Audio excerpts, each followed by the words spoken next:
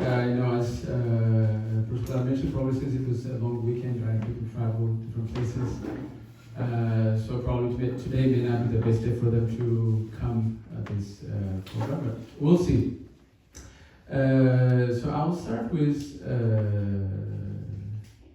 review, right? So maybe some of you were not in the previous classes.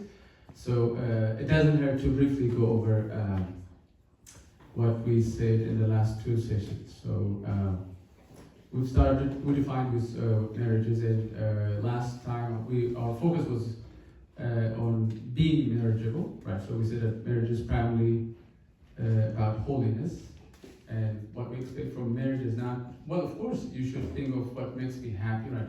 How much happiness I will get from it, but most importantly, it should be about like whether that marriage will lead me to salvation or not, or whether I'll get Christ in that life or not, right? So that's one of the things we should focus, or we should see in marriage. So for that, well, we need to prepare ourselves in different ways, right? Just like when you apply for a job, right? You prepare yourself for an interview. When you apply for a promotion, right? You prepare yourself for that promotion well enough, right? Without being prepared, you can't manage a task. Marriage is a bit, not difficult, but it's a big task, right? You're going to manage a person for the rest of your life in the same roof.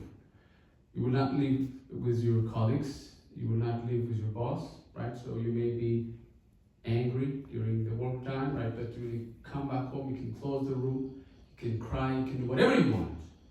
But marriage is not like that, right? So you're going to share your room, you're going to share your space with the person that you love, that you choose for the rest of your life. So that person will have the chance to see every part of your emotions, every part of your personalities. So that makes life sometimes a bit difficult. So it's important to prepare ourselves for that big endeavor or adventure, I would say. So we've looked at a few points. So one of the things, well, we can see it in different ways, but one of the things I stressed out is spiritual, hard to say maturity, because it's not possible to attain maturity before you get married, but at least you should start the path. So spiritual ability we define as the ability of, or the capacity of the person to pursue sacramental life of the church. Without any excuse, without without giving any reason. So such kinds of commitment indicates the level of your spiritual maturity. So I think one person asked me how do I know where we are in that level? But at least we can't put gauges, but at least we can say that whether you have confession father or not, whether you started confessing your sins or not, by itself is an indicator whether you choose that route or not. So if I don't have confession father, then it's a time for me to seek for one. If I have never confessed my sin, then it is a time for me to cleanse myself. Without preparing my body, without preparing myself, it's hard for me to lift another person on my route. So that's one thing we say. The second one is emotional maturity, right? So when you live with someone, right, so you have good times and bad times, so then I should be able to manage my emotions well. Of course, we've touched some part last week, in our previous session, and today also we will, again, emphasize the importance of that. Emotional maturity is very much important, because I've seen that there were great husband and wife, in any aspect you measure them. Right, so they are very committed, they are very dedicated for their marriage, right? So they don't have any problem, they're not alcoholic, they don't waste their money, they both are dedicated for their children, but they end up in divorce. So then why that? What was the problem? So if you see him alone, then he's the best person. If you see the wife alone, then she's also the best person. But when you see them together, then they were not able to lead their life. So what led them to make that decision? So emotional maturity sometimes is important, because if we're not matured in that sense, then we make decisions that we were not supposed to, and then we will regret for that. So we pointed out those two things. Well, physical maturity, I think most of you are checked with that, so there's no need to review that. And financial maturity, we know that, right? So there's no need for me to go back and discuss those things. And one last thing that I quickly go over was relationship with family and friends. With families is the extended, right? Your parents, your siblings, and their what is the right word? Maybe role, I think. There should be no role, but their role in your relationship as well. So we will see part of it again today as well. So we need to look these things briefly and see ourselves, and then we feel like I am ready to take this responsibility, we can move on. But these points are what we need to look before we get into marriage, not courtship or not dating. So we need to differentiate those two things. So we say that, well, appropriate preparation for marriage is very much important. Marriage always intensifies who you already are. There is a common mistake that we say that we'll get better, or he will get better, or she will get better through time. But yes, ideally true, but you don't have time for that. You have so many things. Once you get married, that's it. You have two different families, then there's a child, then the work, there's a mortgage, many things. You don't have time to process and invest on yourself and improve yourself. So that's why we say marriage mostly intensifies who you are. If you used to get angry with little things, then it's going to intensify that, especially with the burden of when you have children or when you have a different financial stress, I would say, things like that. So it's important to prepare ourselves for that big responsibility. But today, the title, it says Discernment and Dating, but I call it courtship. But I want you to define first what dating is. Maybe I may not have the right understanding. So what is your understanding of basically dating? What is it? Well, I mostly hear that instead of courtship. But what I will focus today is on courtship. So the first thing is, how do you define dating in your own term, in your own understanding? So that you can teach me what it is, and then based on that, and I will share what I have. What do you think? Dating? Yes.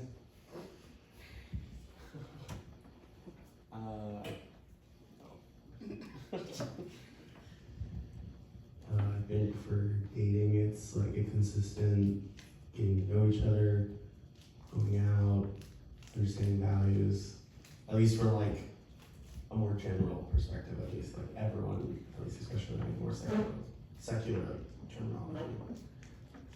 Okay. I saw you nodding your head, so yes. So what do you think? How do you define? I agree with what he said, and maybe it's like seeing if there's alignment in terms of your values and your lifestyle, the goals that you have together. Who do I have in the back? Today I will just point. Last time we had, okay, it's Shanti. Yeah. Yes. Because you were looking at her. Yeah.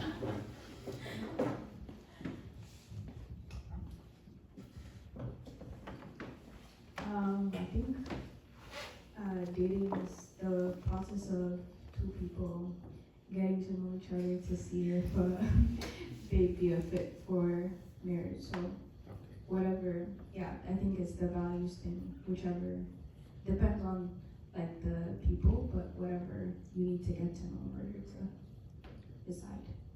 Okay, let me add one more. Yes. You're smiling. Don't smile, guys. It's good. It's okay, yeah. I don't have a lot more to add, but I mean, for me, when I think of dating, it's just part of the preparation for marriage, and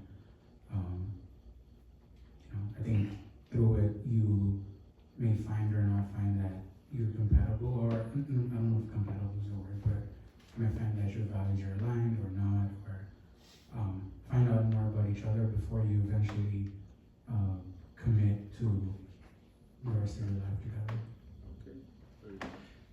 is it possible to see 2 or 3 people at the same time in dating? I would say no. You would say no. What do you see? Yeah, I don't think it's a good idea. But possible. Yeah. Very good. Very good. Okay. Yes. Point of view. I would say the same. I don't think it's possible.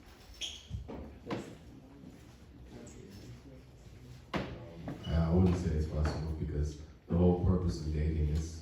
It is or it is not? It's not possible. It's not possible. Because Why? there's an end goal in dating. But you're checking. Yeah, but there's the big check is like you figure out who you want to date first and then you date them, and if it works out, great. If it doesn't, you can go on to someone else. But are you not wasting your time? No, I don't think so. Okay. Very good. She smiled. I mean, it is possible, but I don't think it's right. First, we have to be respectful of other people's times and other people's energies. As Christians, we have to be careful of other people. And secondly, if my attention is divided to 10 different places, how can I pay, the utmost attention to discern whether this person is mine or not? So I think. What if it is agreed on both sides? I think morals trump everything. So they may do that, but I wouldn't. I don't think it's possible. Very good. Excellent. Me? Yes. Oh, as I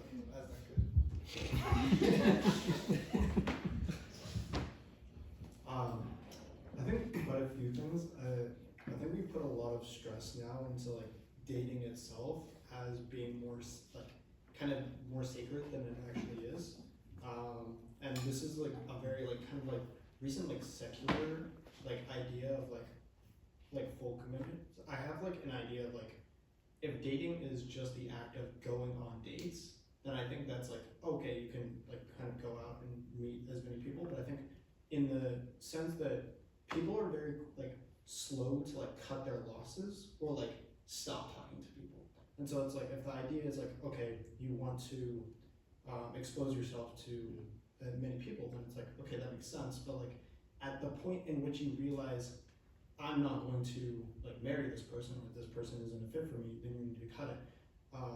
But I don't think people do that, and this is like a like opportunity cost of getting in and out of like dating people, and so it's like there is like oddly just like a cultural like misalignment with how I think like relationships would like reasonably progress, and so it's like kind of in the sense of like is dating multiple people like well it's like what are you in your mind even framing as dating? It's like okay, are you just like we have like these terms like situationships and like, talking stages. It's like and I would consider like if you're going like if you have multiple situationships then it's like that's well like really silly. And I think it's like it's a problem of like communication on both partners' side of like really understanding like hey what do we want like out of this and if it's like just like being very open and honest with what you're like currently doing right now, and then like being respectful of time because that's like kind of ultimately like you don't want to waste other people's time and it doesn't make sense to like waste your own time.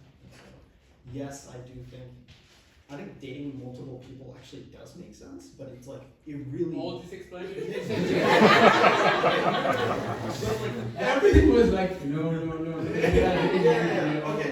But that's with the understanding of like how I view things of like, okay, if these are just like you're going on like a date on like Friday or whatever, and then you have like a following date on like somebody else on like Saturday, but then both of those like you don't like the person on Friday, you should cut it on Friday and like stop wasting the other person's time. And so it like definitely like let it flow a bit more. Definitely like if somebody's not right for you, just cut it immediately and you're good. Okay, very good, very good. I think that, oh yeah, I'm glad. Okay, yes. Yeah, there it is. Okay, so for me, coming from, if we're looking at a non-secular way or even a non-orthodox way, I've always heard there's a talking stage and then there's a dating stage. So the talking stage is like you going out with someone to try and figure out, okay, is this someone that I potentially want to be boyfriend, girlfriend with? And then during the talking stage, you're like, okay, this person is okay. Then we start dating. And then during the dating stage is So when the you talking figure. stage, you can do multiple. I don't say I agree with it, but Oh, coming from like a because I'm not Orthodox, so coming from a non-Orthodox perspective, that's how I've always seen it. That you can talk to different people to be like, okay, this person is okay for now. And then over time, like give them a few months, be like, oh, well, you're doing things that I'm seeing more, that I don't want to be exclusive or like date you. But once you later start on. dating, then it should be with one person. Yes. Very good, very good, very good. So the reason I say these things is first is we should be all on the same page, right? We live in a secular world. This modern culture has its own definition. So in modern culture, it seems like you can have physical intimacy without commitment. For them, it's like dating. There may not be any long-term commitment. You can date someone for a short period of time, and then when you move to a different place, then you can start dating another person. So it's very common for them. Well, the goal sometimes could be like emotional gratification or personal satisfaction, and there's no boundary for that. That means they can do whatever they want to get the most pleasure out of it. That's a secular word. And there's also a fear of commitment in it. So when we say dating, our understanding is courtship. Like, so basically it's like pre-marriage. You just, the clock has already started. The clock is ticking, but you're not there to put the ring on the finger. So then we are looking that time. So in our understanding, then there is commitment in it, and there is long-term intention in it. So then you invest your time, whatever you have, to make things right. But before dating, like then you can see many people, and that's not dating. We cannot call it dating. It's like you're trying to investigate, right? So as that's what you're doing, right? So you have multiple questions and you interrogate the person. My wife was very, very smart in that regard. Like for most of the questions that I answered, the question that I asked, her answer was, I don't know. But I asked her now, and I think she said she doesn't remember, but I don't think so. So there, why? Because the answer can lead the relationship in a different way. But that's not in your dating stage. Like you're trying to know the person before you commit. But when you come to courtship, like there is a mutual sense to proceed that to the next step. But you cannot go to the marriage the next day. That's not possible for several reasons. So then we're trying to figure out how to lead the next part of our life. So that time for us is courtship. So keep that in our mind for today's discussion. So what makes Orthodox dating different from the secular one? So we say that it should be intentional. The goal is to make it right, so to go to marriage. Leaving that person behind, well, it's possible because it's not marriage, so yes, I cannot say that you shouldn't quit or you cannot quit, but you shouldn't take that as an option when you start it. Because there are so many reasons to push you out of that. So that's like the very last option. So it is intentional and of course it should be prayerful and Christ-centered. So in our time, I'll briefly say what is a Christ-centered relationship or Christ-centered courtship time looks like. So as a definition, courtship, or this what we're saying today, is a period during which a couple develop romantic relationship especially with a view to marriage. So that's a view. It's not to know the person, but I know. I've already done my assignment. So the assignment should be done before you ask or before you get into that person. But then I'm trying to cross-check whether the information that I have are true or not. Like, so I can ask about my fiance. I can ask about her friends, right? Her colleagues, and other things. I can collect information before I make a commitment. And then after I get those information, then I can proceed to the next step. Maybe one thing that we're missing is last time we discussed about is what are the things that I should do to be marriageable? And the next step should be maybe how do I pick the one that I love? Like what are the things that I should consider into account? But I feel like those things are already indirectly covered in our last class. But today's assumption is like you already picked someone that you want to spend for the rest of your life. And then what should be that time look like before you get into marriage? So we'll briefly overview what is its importance, and what are the factors that we should take into account, what are the common mistakes we do in that time, and what are the red flags that are commonly ignored during this time, and that brings a big problem when we started. So I can say this as a fact: the success of your marriage starts with the first day that you started dating, or that you started this courtship time. Why do I say this? Because even in marriage, like husband and wife, when there is disagreement or when they fight, they refer to their time. Like you used to do this even before our marriage.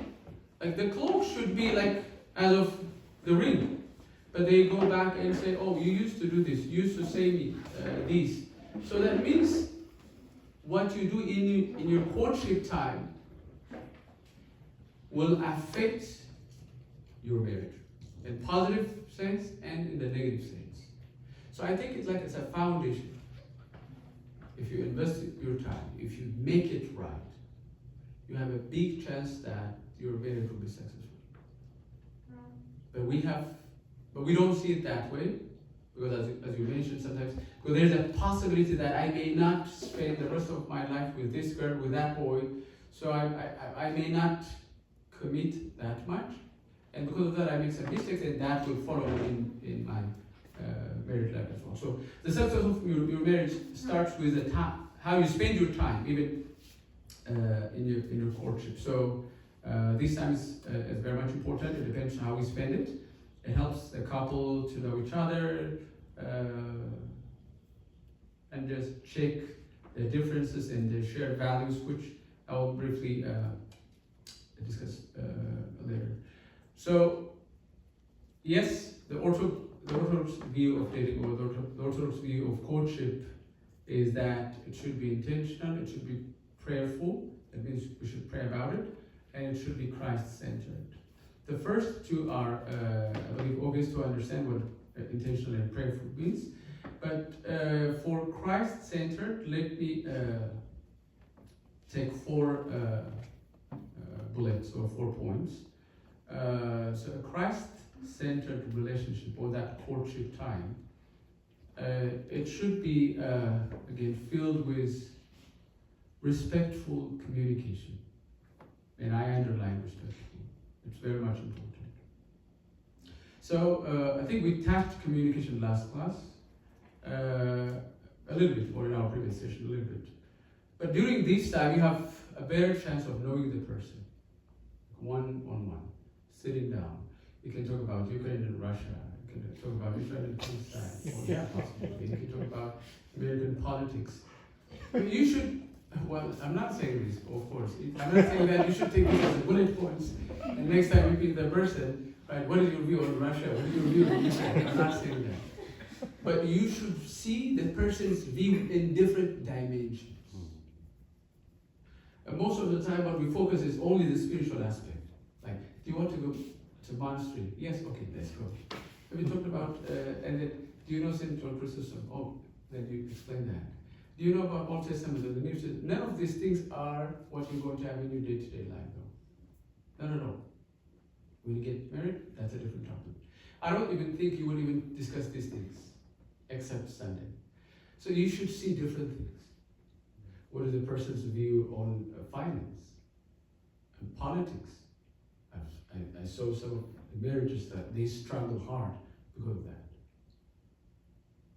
Suddenly something happens and it exposes you. So respectful communication means in different dimensions, in different topics, how will the person present himself towards you? You may have disagreements, you may have different views, but you see him sometimes angry, or you see her sometimes angry. It's possible, we're humans, but how do we express that feeling? My analogy is like, well, okay, you're angry, let's say at your workplace, and then how do you express your feelings towards your boss? Right? You try to control your anger as much as possible. You try to be polite. Why? Otherwise, there's a chance that you get fired. Well, if you are so much careful about your job, imagine we should be so careful on our marriage. So communication is very much important. If you have any communication issue in that instance, as I said earlier, it's going to be magnified or intensified in marriage. So how do we communicate? Well, then it will also help us to understand whether the person is able to express his feeling. Like, he loves you, of course, he does. He can do whatever you want or you need, but he may not be able to express it in words. Well, it's a good time.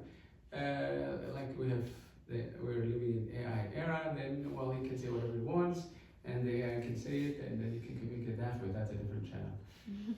But personally, he may not be able to express it. So will I be able to live with that? Or do I want him to express? Do I take it like, because he doesn't like me, that's why he's saying this, he's doing this? So communication is very much important, but it should be in respectable manner. In a respectable manner. He is going to be your husband, and she is going to be your wife. She is not your daughter, and he's not your son. But most of the thing is the way we treat each other, especially in marriage. I don't see those things in courtship, but in marriage it's like, she take him like as her oldest son, right? And then he treat like her as her, not oldest, youngest daughter. So that's different. That's completely different. And the way the words you pick, like, are you sure? Anyway, in a different context, it expressed, right? So things should be very much, I think, seasoned. And the other thing, what I see is in communication, other communication is honesty. But to what extent? Now, do you think that, I don't know if she is here, there was one, she's not here? Yeah, She's not here, yeah, because she said that if he's not honest, I will disqualify him. And she said last class, I wish she was here. But what's your take? Do you feel like everything should be shared between the couples?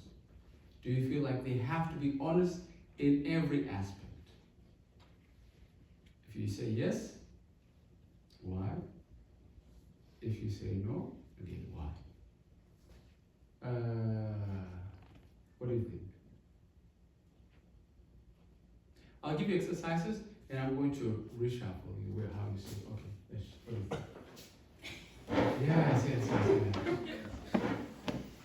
What do you think?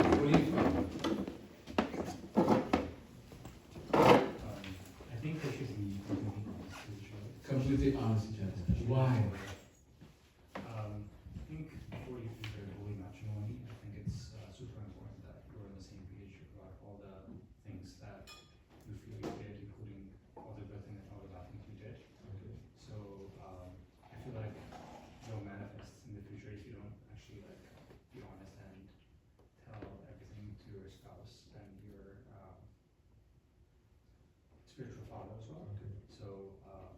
don't think you should tell everything right away, but at the point before you decide to get married, I think it's super important that you're on the same page about it. So. Okay, very good. I see the spirit point. Very good. Okay. Okay. Yes.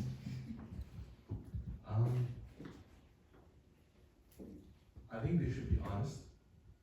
If things come up, if a conversation arises, they should be completely honest with each other.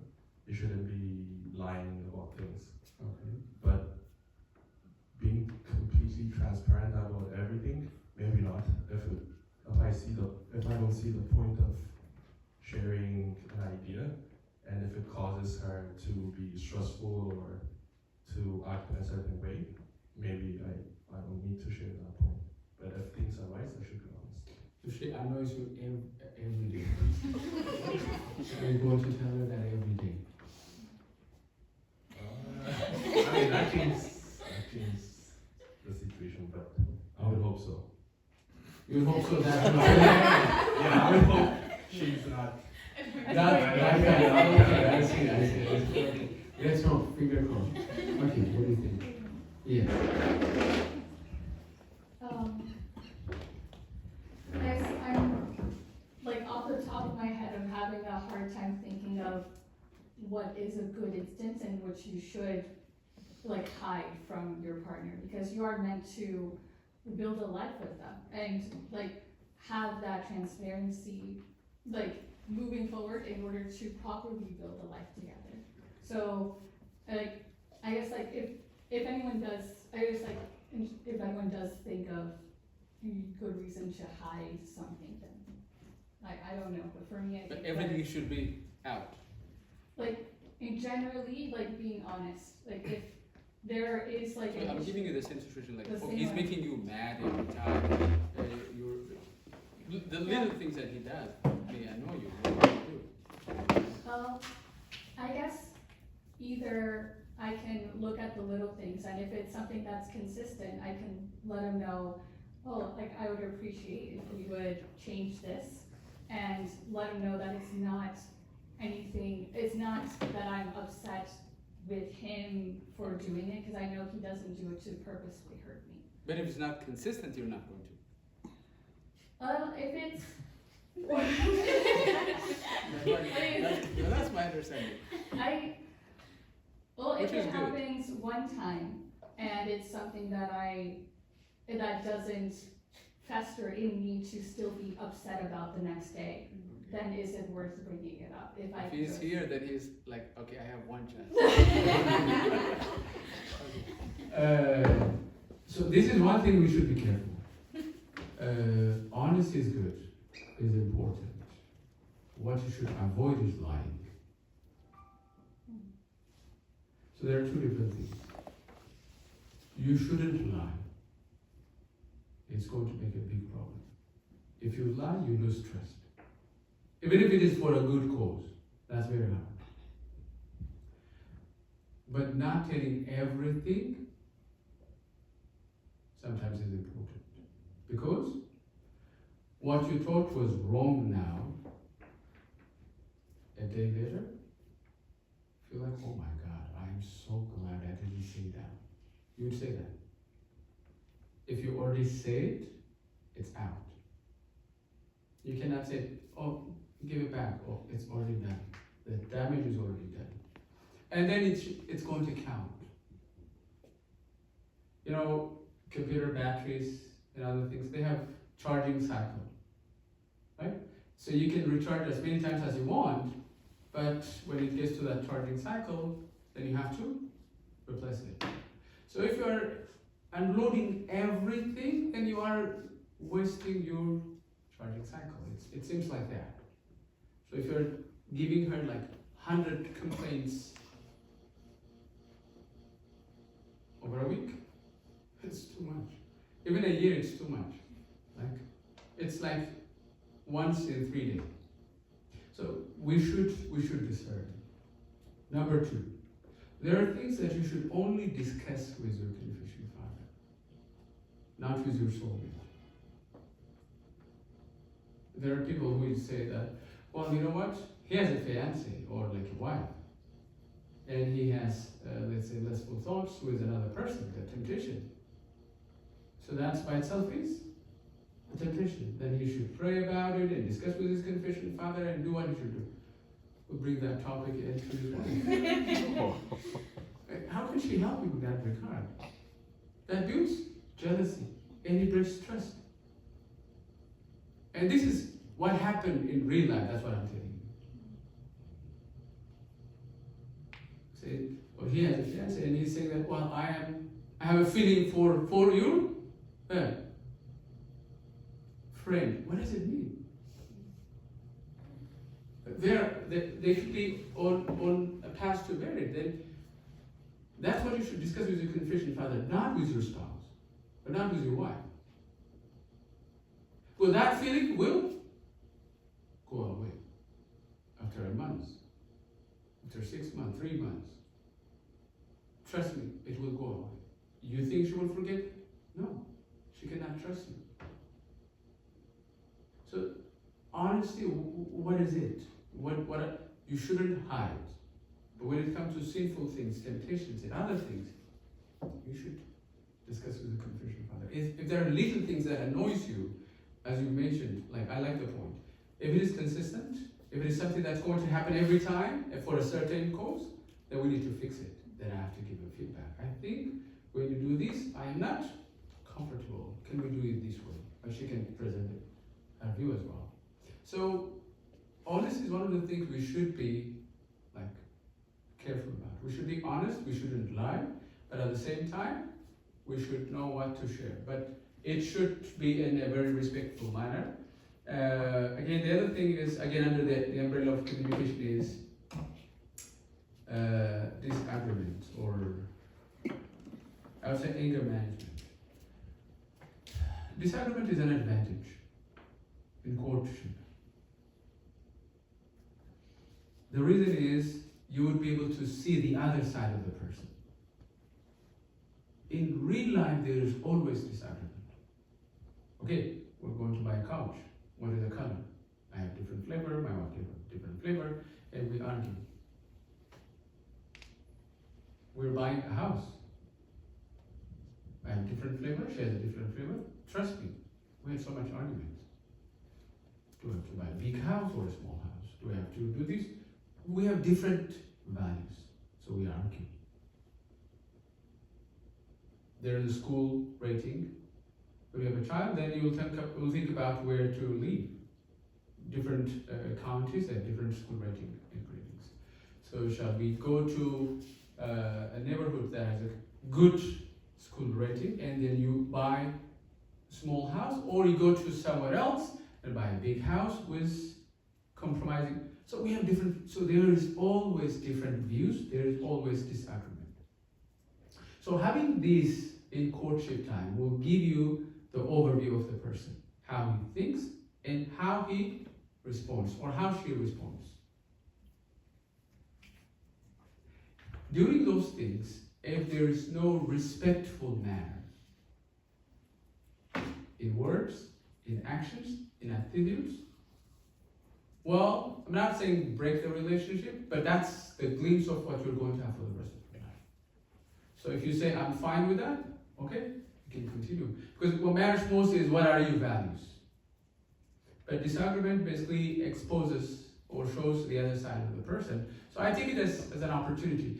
But when it happens every day, then it becomes an issue. So that's one thing. So Christ-centered relationship always should be honest, in a sense that there should be no lying. You should identify what to share to your confession father and what to share to your spouse or life partner. Then you should know how to express your disagreement, your anger. It takes time, but it's always possible. The second one is pacing, healthy pacing, or sometimes before you know that they are engaged, they are married, or before you know that they are in a relationship, you find them that they are married. Well, I'm not saying that is bad, but sometimes if you don't have enough time to digest, it can also lead you to unexpected crisis, I would say that. So, so Christ-centered relationship will basically take the right amount of time. Well, what is the right amount of time? We don't have exact numbers. But at least we should be able to know the person. Sometimes there are chances that you may grow up with that person. So you have a big chance of knowing the character or the personality of the person since childhood, so that's one advantage. But if that person joined into your life suddenly, then it's maybe important to take time. So there's no need to be in rush in that regard. So this healthy pacing, that means you need to observe character of the person. Because it's investment. Right? So when you buy stocks and other things, you will see whether you will profit or not, right? So you wouldn't throw your money out of your pocket to lose it. And yeah, marriage is more than that. Marriage is more than that. Probably there are two things that are very much important in life. One is your career, and the other one is the person that you choose for the rest of your life. If you are happy in both, I think everything's perfect for you. So it's kind of investment. So there's no need to rush, but it's important to know the character of the person, not to leave the person behind, but to be mentally ready. Right? So there are things that I love from her, but there are things that I don't like from her. But if what I like weighs more than what I don't like, then I will adjust myself for that. So I need to have enough time. So sometimes it could be, how long is basically a fair amount of time for dating before marriage, in your mind? Year, maybe? 1 year. Okay. 1 year. I'd say like 2. 2 years. 2 years. Everybody's listening, okay. 3 years. 3 years. Oh, 1, 2, 3, 4. It should be 4. Okay. Yes. I think it depends on the couple. Okay. In your view. 2 years. 2 years. 6 months. 6 months. Okay. Very good. Very good. Very good. That's awesome. Okay. Yes. Mhm. The end of any talk. Yeah. 10 years? Maybe. Maybe. But what is the ideal amount in your view? 1 to 2 years. 1 to 2 years. Okay, very good. It's reasonable. So when I see myself, me and my wife, we were both graduate students. We were doing our master's, so it took us about 3 years. It was good, right amount. But our advantage is our house was nearby. So when we go to some university, we go together. We study in the same library, and we go back together. So we had like every day for about 3 years. So all the assignment is done on the taxi. Asking all the questions, right? Getting all the information. But if you are able to get the person once a month, once in a week, for 2 hours, then that's like sweet words. I love you, how are you, how is it? God. And there's no way you can be in disagreement, or there's no way that you'll be able to see the other side of the person. And if you spend like that for 3 years, will that be enough? I don't know. But in our case, I think that was our benefit. Like every day. So it's like regular discussions, right? So it's about Fox News or CNN, whatever your name is. So it was good. So it helps us to build.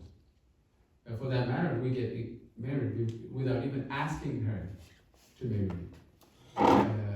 And we just went straight to, how do we do our wedding?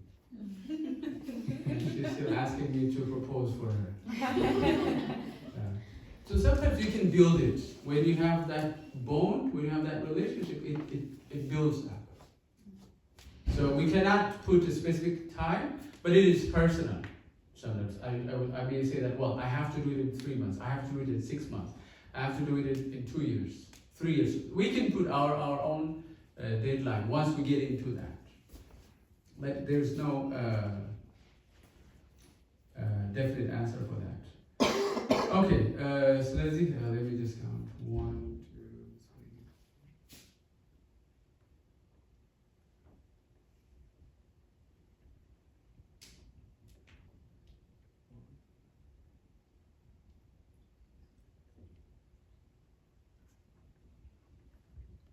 3. Okay, so I'm going to make it groups, random groups. So let's see. Let's see. 1, 2, 3. I'll give you numbers. I'll give you numbers. I think we can do 1, 2, 3, 4, 5. So we'll have 5 groups. 3, 3. Okay, good. So 1, 2, 3, 4, 5. Okay. 1, 2, 3, 4, 5. 1, 2, 3, 4, 5. Good. Keep your numbers in your head. Okay, then 1, We're just 2, 3, 4, 5. 1, 2, 3, 4, 5. 1, 2, 3, 4, 5. Good. Okay, good. So 1 here.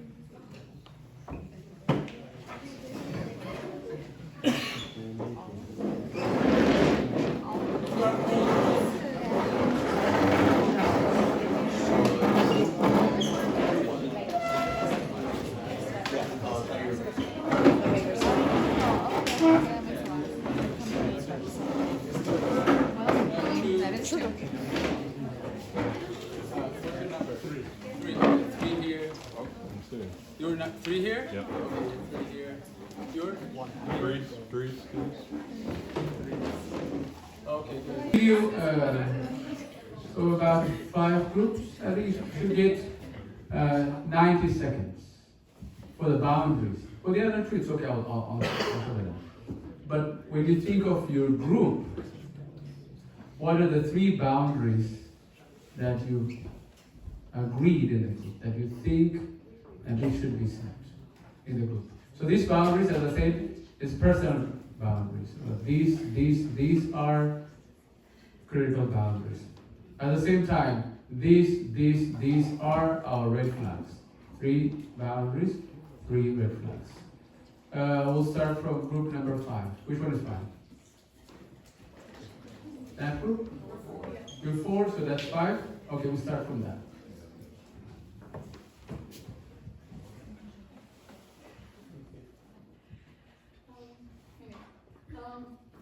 Do you want us to go into the boundaries and red flags? Yes. Okay, so one of the boundaries that,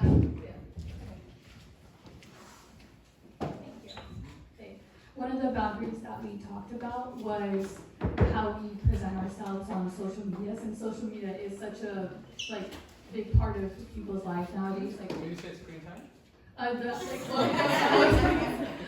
What we post about ourselves on social media. If we're depending on the types of photos that we post, or how frequently we're posting, as opposed to being more grounded in grounded in life outside of social media presence. That was one of the boundaries we talked about. And some of the one of the red flags that we talked about was how we deal with negative emotions and just in our daily life, if we're the type to work towards calming ourselves down or lashing out. If we work towards calming ourselves down and working through that negative emotion properly, as opposed to lashing out in anger towards others, not even just with who you're dating, but to the people that care about you. Because if there's an issue that arises in your relationship, you have to be able to work through it together to solve that issue and not lash out in anger towards who they're dating. Yeah. Because sometimes it may be kind for you, but on the road he may be a different person. Okay, Yes. point. Okay, very good. Thank you very much. Okay, let's group 4, right? So then we'll come to. Okay, one boundary, or a few boundaries we're discussing is like avoiding like physical like intimacy in all aspects, not That just. means it's only on the phone? No, yeah, just basically, so just avoiding things that you wouldn't do with anyone else, having that that separation. Also, like avoiding. So are you planning to see that your girlfriend in person, or you just only have always over the phone? No, in person, yeah. In person, right? Yeah. Okay. When you say physical intimacy, that Well, obviously, like no Okay. kissing and no like sex before marriage. Okay, I Obviously, see. Now I understand. hugging is okay.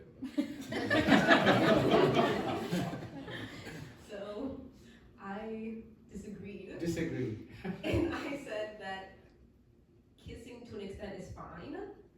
I think like a kiss on the cheek is fine, or even like a peck on the lips is fine.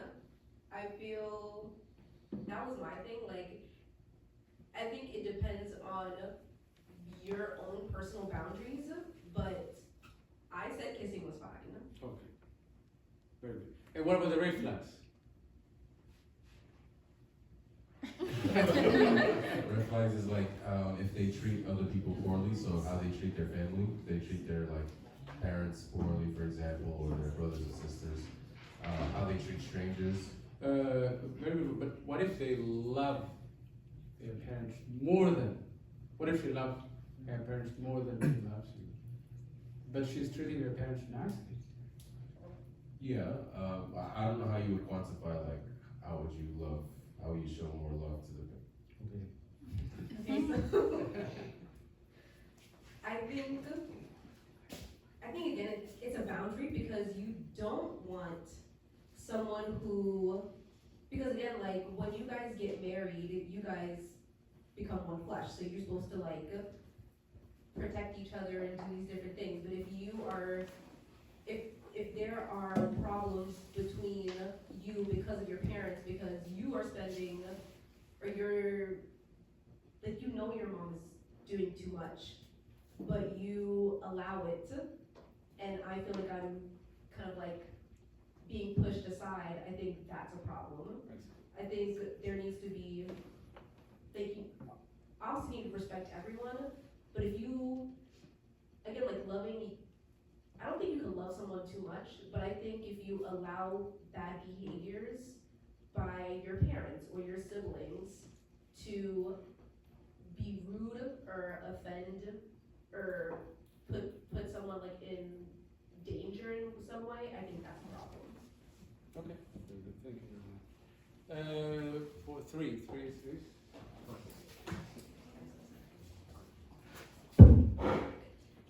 So for boundaries,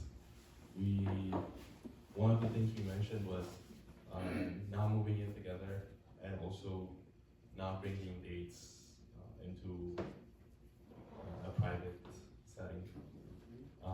Another thing we discussed was being respectful.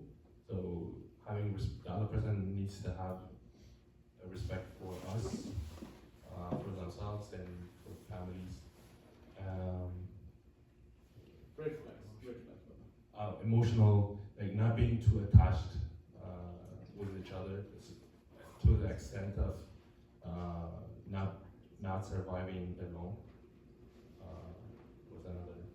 But red flag, one interesting red flag was not spending, if the other person cannot spend time alone, thinking of and reflecting about their life.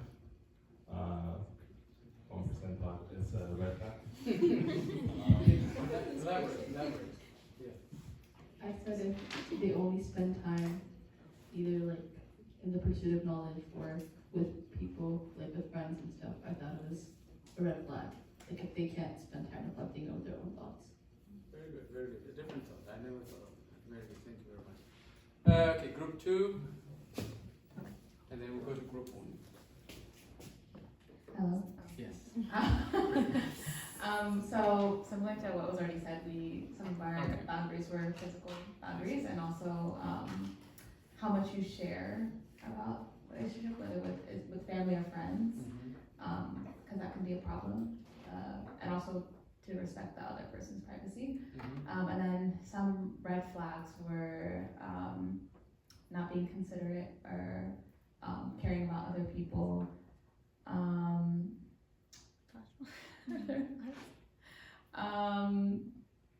Being dishonest, like being, yeah. That's a being red flag. dishonest, yeah. Okay, very good. Over. Anything to add? Yeah. Good. Okay. Okay. Very good. Okay. Group 1. Yeah, a little bit. So for boundaries, we had a few, and some of them have already been said. For physical, we said there's like obvious ones, but I think some of it depends on the relationship. Like if you're not okay with something, then you should let that boundary know. Second one, we said communication was a boundary, like too much or too little, and when it's said can be, I don't know, problematic. The third one was, oh yeah, when do we make it public? When do we meet family? That's a boundary that we talked about, or even friends. And we also, an interesting one we said was financial boundaries.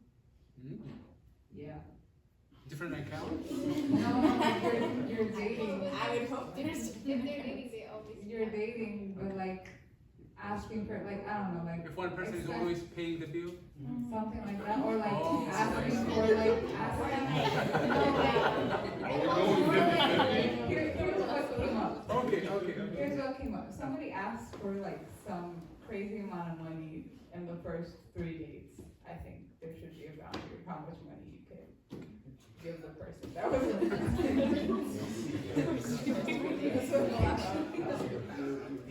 And then right to the question. Red flag. Yes. Yeah, it's just, I'm just happy. We said lying is a red flag. Something was said, how to control anger, right? And we said if there's like something weird about like bringing something to your spiritual father or confessional father, then that's a red flag. What is that?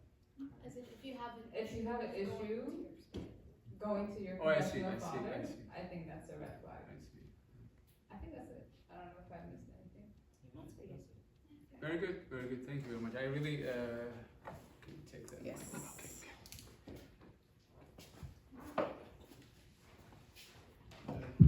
Okay. I think so the first thing that we did is, well, topic is about courtship, right? So we need to share our views, like, so we should know each other. So that's one reason I wanted to have these things. I wish if I had this in my previous session as well, but I was not sure, shall I do it? No, shall I do it or not? So I just skipped it. But after I left, I feel like I should have done it that way. So, so that we share our ideas and views. And secondly, I heard some of the things that I never thought it would be a problem. So we would get different views. Boundaries, I think there's nothing to add, but one thing I want to say is courtship or dating means, of course, that person loves you or you love him, but you haven't received the person from God officially. So when you think of can I kiss or can I do this, can I do that, so whatever, officially the person is not yours. There's a chance that you may in that relationship. So you're not allowed to do anything with someone who is not officially yours. So that's why when we come to the church, during holy matrimony, right? We pray, we bless, and we say officially, now she is your wife, he is your husband. You can kick him, you can throw him under the bus, you can do whatever he wants. You can do. But before that, there are limits. So we said. So physical boundary is where we say that, well, he cannot. He is not officially yours, she is not officially yours. But to some extent, yes. We are thinking to be on the same page. We're thinking to live under the same roof, but we're not there yet. So then, being alone, and things like that are not allowed. But the secular world teaches in a different way. It acts as if she is your wife or as if he is your husband. But in our church, we say that, oh, that's not allowed. Because you haven't received the person from God. That's why when I go to church and I bow down and we do the prayer, then I officially received my wife from Christ. I have to keep her with me for the rest of my life. When I depart from this world, I will be asking. Because I officially take her from him, and he will ask me, I gave you a daughter, I gave you a wife, and how did you manage? And I'll be, if I did good things, I'll be blessed. And if I ruined that life, then I'll be cursed, which then I'll be punished for that. So it's a big responsibility. So that's how we see it. With financial boundaries, well, this will lead me to the other one. Like, so what are the red flags? The number one is manipulative person. Manipulative person tries to use your money, tries to use their position, tries to use whatever you have for his advantage. That should be a red flag. But the problem is once you get into love, then most likely you'll be blind and you feel like love is to what? Give whatever you have. Well, that's after you get married, not there yet. So then, if the person is more manipulative, then you should be very careful in that regard. It should be mutual. Love is always mutual. I go one step and she comes one step. It should be like that. But if I go 5 steps and if she only comes 1 step, that's what you're going to have in marriage as well, and you will suffer. If you're fine with that, it's okay, because we enjoy eating peppers, right? So it's like that. So you live with it. But at the same time, if you understand what I mean. So you should be wise. So some people may enjoy those things. So you need to be very careful in that regard. The second thing I would say for red flag would be, well, respect and honor. You already said that. But to me, respect shows 3 things. It shows behavioral act, emotional maturity, and spiritual maturity.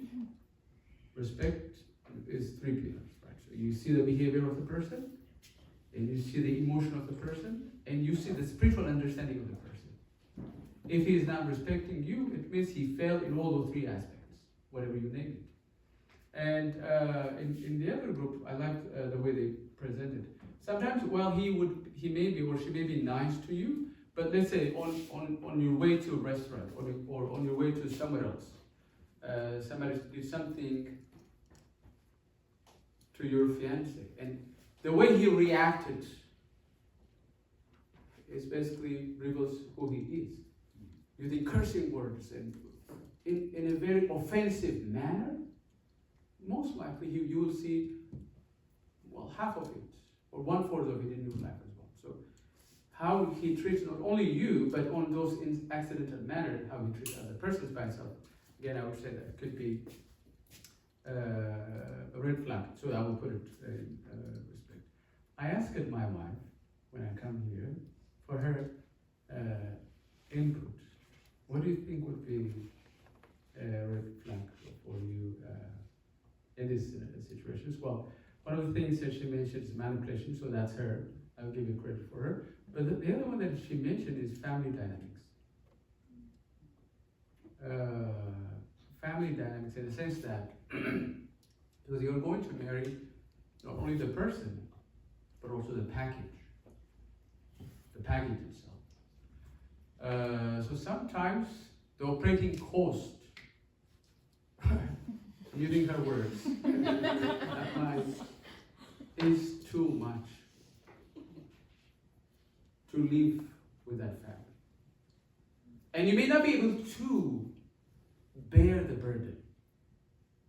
And at the end, because you're going to complain and fight, and at the end you leave.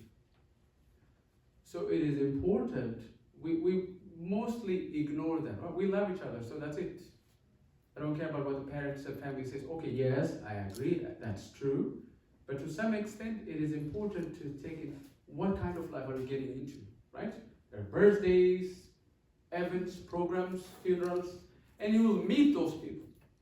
You cannot exclude yourself. And they will be cousins, aunts, uncles for your kids. So when she comes in one of the days, you can ask her, but that's what she mentioned. Family dynamics, which I will discuss when I go back. That's the thing I would say we should take into account. So, last few points. While this is a romantic relationship, there's always lustful thoughts and temptations. So you should put your boundaries day one. So that we can respect that. So that's very much important. If the person is not respecting, or let's say that there is sexual pressure on you, like that person, he knows the boundary, but he's still pushing too much. That by itself signifies another thing, because in life also, one of the reasons that people get into divorce is how they manage their sexual relationships. To some extent, you can also see a glimpse of it, even in dating, right? So, well, before marriage, we shouldn't do this, and we're on the same page, but person is excessively pushing towards something, well, that by itself is not a good sign. So that can be considered into account. So lustful temptations are there, but again, we should be careful on how to manage. Fear of losing the person, that's why we lie most of the time, right? So if I tell her the truth, if I tell him the truth, we'll be mad, she'll be mad. Trust me, they'll figure out at the end. And you cannot get the trust at the end. So there's no need of lying there. And believe that it's God that offers the right person for you. So live in your own way, and the person will flow, I think, the paths. Peer pressure and family is one thing. But for the sake of time, what I would say at the end is, this is a very sweet time. You should enjoy it. Once you get into marriage, once you have your kids, once you have other burdens, mortgage and things like that, you can't. I'm not saying you can't. Don't get me wrong. But you have many things to process. And many things to process. But this is a very sweet time that you really need to enjoy and grow together. And you need to have fun. Well, when you put physical boundaries, I'm glad you explained. I thought it's like you were saying online things. But you can go public places, have fun. We need to have that because that's what we're going to have in real life. And then again, at the same time, go to church, go to monasteries, and pray together, fast together, like for the sake of that relationship. Let's fast for 3 days. There are monasteries nearby, so go there, spend 3-4 days, pray, and come back. Those are what you're going to experience in your real life as well. So you need to push to see the glimpse of the real life in that courtship. If it is just only that spending 30-40 minutes, 2 hours, 3 hours, and just only exchanging like those romantic words, that's not what you're going to have in real life, because there are so many things to digest. So those things should be discussed. Please do not forget your differences. As we have shared values, common things, but we also have differences, and we mostly forget that. And you need to know that. You're going to fight not because of your common values, but because of your differences. And as I said last session, you need to know how to add a person in your life and share your values. When you are alone, you can do whatever you want. This Saturday I want to eat egg, you can do it. Sunday I want to go to church, you can do it. I want to play golf in the afternoon, you can do it. But when she is there, you have to what? Agree. Yeah, if she says we have to go to Botanical Garden instead of the golf, It's obvious where you're going to go. Yeah. So you need to know how to share your freedom with the loved ones. That's very much important. And so many beautiful marriages end up in divorce. Not because the person was bad, or not because she was bad. Mainly because they fight so much on their freedom. He wants to keep his freedom, she wants to keep her freedom, and they end up in divorce. So in this courtship time, see your differences and share or entertain on how to share your freedom. Once you get married, she see every part of your feelings, and he see every part of your feelings. You can't hide it. So you don't have enough training time. So that's why, how long should it be that, now we reconsider, 6 months, we push it to 8. If it is 2 years, we push it 2 years and a half, and things like that. And most importantly, pray. It is only the Holy Spirit that that keeps the marriage new every day. It's not our effort. So in order to have the Holy Spirit, I have to come, confess, make myself clean, make myself the temple of the Lord, and trust me, with Christ, with the Holy Spirit, you can make things right. May our Lord and Savior Jesus Christ help us to lead a life of righteousness. Glory be to the Father, to the Son, and to the Holy Spirit, and ever on stage. So thank you. And I know I took about 10, 15 minutes of your time. Forgive me for that. Does anyone have any questions? Sorry, I'm gonna change the slide over. But in the meantime, does anybody have any questions?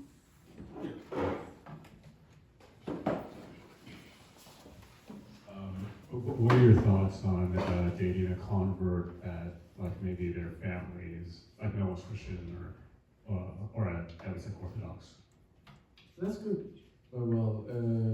That's good in the sense that, you may when you start a relationship, the person may not be the same phase, but with the agreement that by the time you get married, then the person converts and become Orthodox. And I feel like you saved one soul. Yes. So let's say the person you're dating is already converted, but their family isn't. That's not your job. But the thing is, we should be on the same page.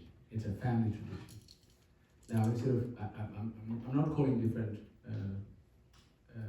phases, but if the person grew up in that phase, then he wants to do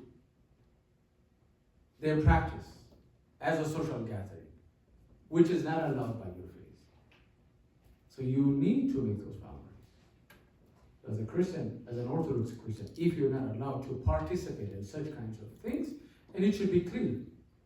And she has to choose you over her parents or over her families. For instance, they make food certain type, you may not be allowed to eat that, and she wants to eat, she's not allowed. Your kids wants to eat, they're not allowed. So that's going to be a big problem. And so we need to be on the same page on that regard, and it should be crystal clear. If we have any doubt, then it doesn't work. So what we need to be careful is if we end up in divorce, that's what I want to avoid, because it's not allowed, unless it's for adultery or the person divorces. So that's why. But if the family is a different religion and she wants to live with me with the same agreement, I think there's nothing. I've seen multiple couples do that, so it should be fine. Okay. In the interest of time, just one last one. I think we've touched on this before, but someone asked, "What's our church view on soulmates?" What? What's the church's view on soulmates? Soulmates? Yes. This is your. So I think the idea, someone is a soulmate. There's one person on this who is made for you. This is your person. Oh, I see. A predestined. Predestined, yeah. Ah. Well, that's a slippery slope. But of course, God always provides good dreams. If you ask me, I always say this publicly. To me, my wife seems like she's customized for my need. Her strengths and her weaknesses.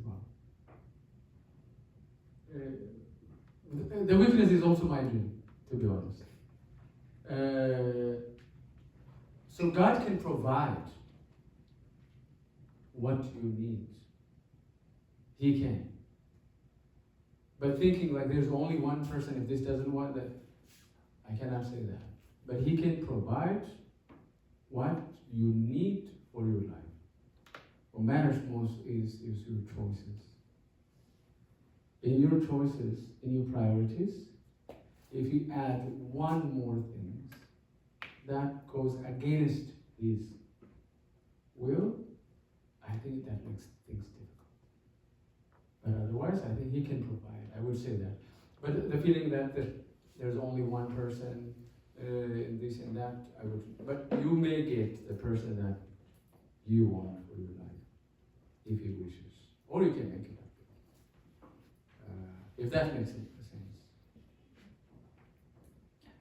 Thank you guys. I think that's it. But a different priest may give you a different view. But this is my understanding. This is my understanding. So I'm not saying like the church teaches this way, but Katie thinks that, well, this is how he understands Can I things. add one more thing? Sure. Just to say, like, just to hammer down on this idea of providence, as opposed to like the existence of a specific soulmate. One argument that makes sense. Doesn't work? Can you hear me? Yeah. Okay.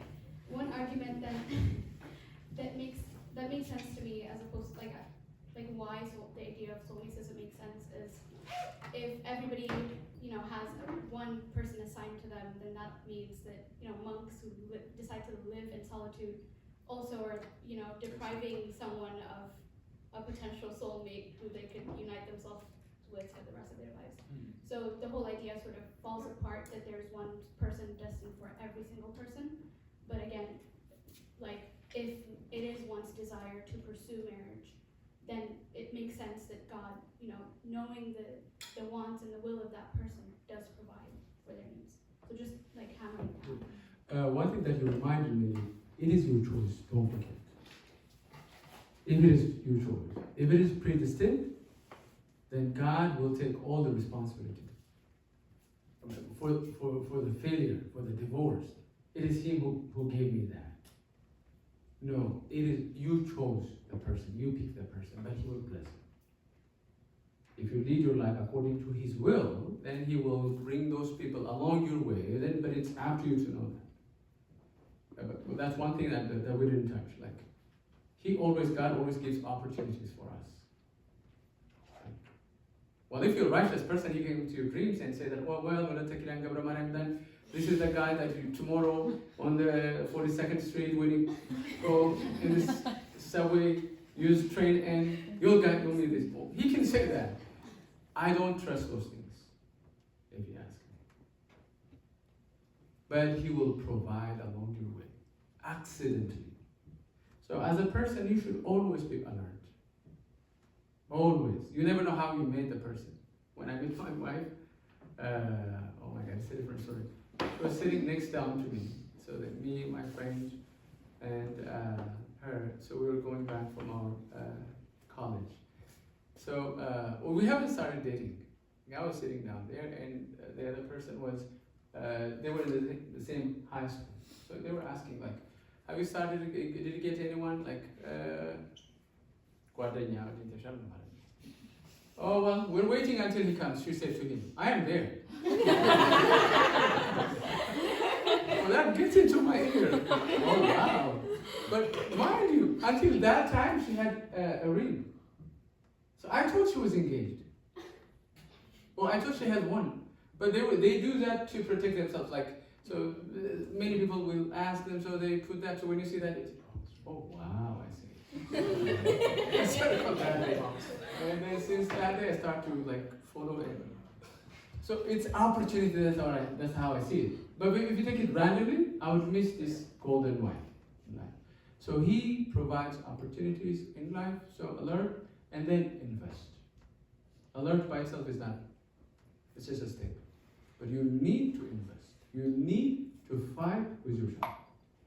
The number one enemy for yourself is your own personality, not the other person. Your greed, your ego, I would say that. I am right, it should be done this way. If you overcome that, I think you'll make things right. So it's a choice. So once you get into that marriage, you take the responsibility for not making it right. It's not God, it is you. He gave you, but you're not able to manage it. So it's our fault. That's why we pray and ask the Holy Spirit to help us to go through that life.